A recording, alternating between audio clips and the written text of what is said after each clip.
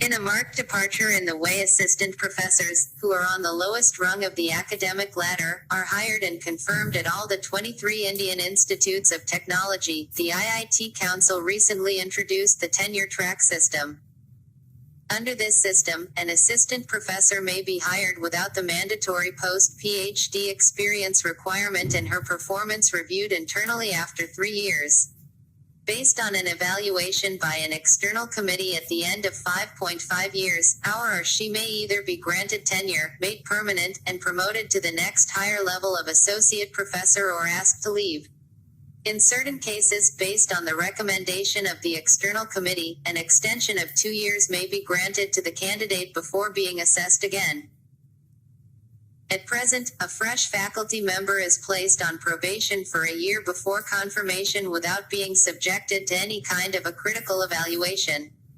According to the Council, this leads to a situation wherein a large number of faculty, despite having very good credentials, do not put in enough effort on research and teaching. Over the years, the number of faculty whose performance is below par has risen to such an extent that more than half underperform.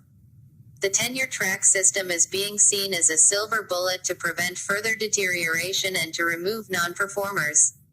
The tenure track combines academic freedom with responsibility and accountability, Higher Education Secretary R. Subramaniam told the media. If we look at the tenure track system in other countries, it is clear that the process doesn't guarantee excellence or improve accountability at the institutional level. While the principal purpose of tenure in the U.S. is to provide permanency and safeguard academic freedom, using the same system to promote research and teaching excellence reflects a lack of application of mind.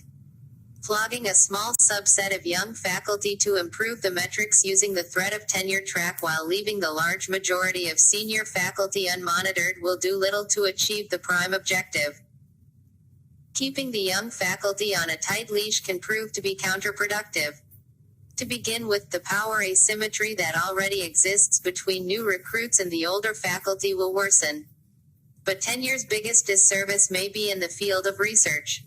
With the sword of Damocles hanging over their heads, young faculty may end up being more risk-averse and refrain from working in uncharted, cutting-edge research areas. The temptation to settle for safer, short-term, sure-shot solvable research problems or just extending their PhD or postdoc research is likely to become overpowering. If the Ministry of Human Resource Development, MHRD, feels compelled to ape the West, it should be willing to go the whole hog and match the US and other countries that have this system in terms of research facilities.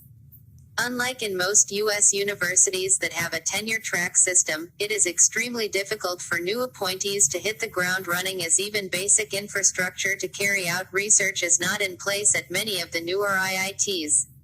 There have been innumerable cases in the older IITs where even securing lab space can take as long as a year or more.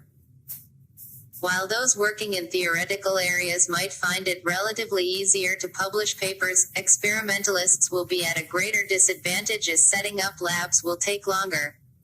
While even established IITs face difficulty finding good computer science faculty, finding computer science students willing to pursue the PhD program will be even more challenging among the new recruits. While the older IITs provide seed funding of about 20 lakh rupees, the new IITs provide just a couple of lakhs of rupees. Researchers will necessarily have to turn to funding agencies for grants. With a significant reduction in the number of research proposals getting funded, new faculty will be forced to compete with well-established researchers for a piece of the pie. The delay in dispersal of funds by agencies is another problem.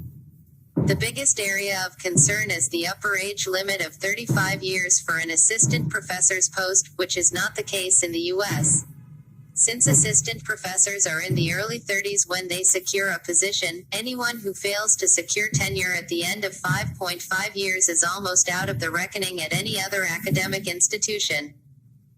With the MHRD planning to extend this system to central universities and the draft National Education Policy recommending its introduction in all institutions by 2030, chances of securing a position at an alternative institution will be almost nil. Unlike in the US, industry jobs are not in plenty in India for those who fail to get tenured. The 5.5-year period to secure tenure is particularly disadvantageous to women researchers. Will the introduction of the tenure track system at IITs make the task of securing fresh talent even more difficult? Professor V. Ramgopal Rao, director of IIT Delhi, had said some time ago that the institute had not been able to find suitable candidates to fill 300 faculty positions that have been lying vacant for the last 10 years. The introduction of the tenure track system without addressing the underlying problems researchers face is likely to make it even more challenging to find good talent. It is also unclear if the new IITs, which are just being built, will find themselves at a disadvantage in attracting talent. At this stage, one can only hope that the IIT Council has deliberated on these critical issues and not acted in haste or under duress.